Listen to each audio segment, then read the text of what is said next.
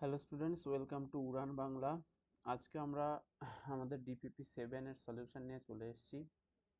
তো ডিপিপি 7 এর সলিউশনের আমাদের প্রথম পেজের কোশ্চেনটা দেখে নিই কী অবস্থা কী আছে। প্রথমে এমসিকিউ কোশ্চেন আছে, ঠিক আছে। তো এমসিকিউ কোশ্চেনের প্রথমেই বলা হয়েছে যে উত্তেজনা প্রশমনে, মানে প্রশমন মানে এখানে কমানো, ঠিক আছে। উত্তেজনা কমাতে হলে আমার কোন হরমোনটার প্রয়োজন হয়? তো আমরা নর্মালভাবেই জানি যে জেনারেলি অ্যাড্রেনাল গ্রন্থি থেকে যে অ্যাড্রেনালিন,